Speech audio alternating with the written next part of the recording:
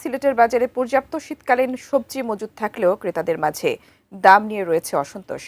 এ বিষয়ে বিস্তারিত জানাতে নগরীর সোবহানীঘাট বাজার থেকে সরাসরি যুক্ত হচ্ছেন কামরুল ইসলাম মাহি।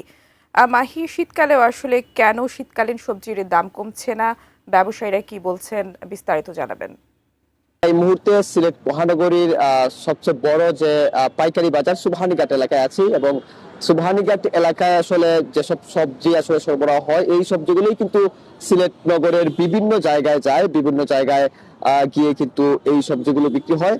এবং যেমনটি আমরা প্রথমে বলছিলাম যে সিলেটে আসলে সবজির বাজারের আসলে স্থিতিশীলতা একেবারেই নেই। বাজারের দাম নিয়ে বিশেষ করে টমেটোর দাম তুলনামূলক বেশি থাকার কারণে ক্রেতাদের ভোগান্তি আসলে পোহাতে হচ্ছে। আমরা বেশ কিছু বাজার সকাল থেকেই ঘুরছিলাম, বিশেষ করে নগরীর বন্দর বাজার, আম্বরখানা, এসব বাজার আমরা ঘুরেছি এবং সেই বাজারগুলোতে আসলে টমেটোর দাম সবচেয়ে বেশি আমরা লক্ষ্য করেছি এবং 80 টাকা থেকে 100 টাকা কেজি দরে টমেটো বিক্রি হচ্ছে।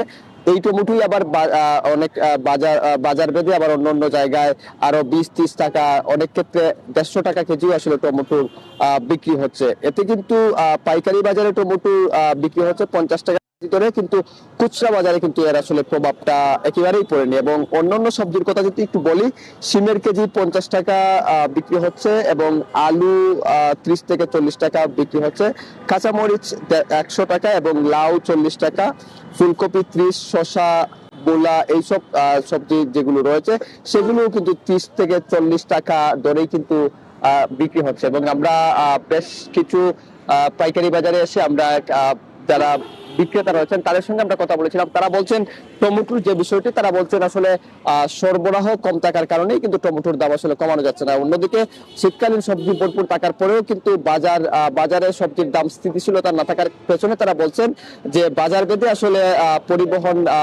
পরিবহন ব্যবস্থা যে বিষয়টি রয়েছে সেই বিষয়টি আসলে প্রভাবিত করছে বলে তারা এমনটি বলছেন। তো এই ছিল সিলেট থেকে আমার কাছে সর্বশেষ।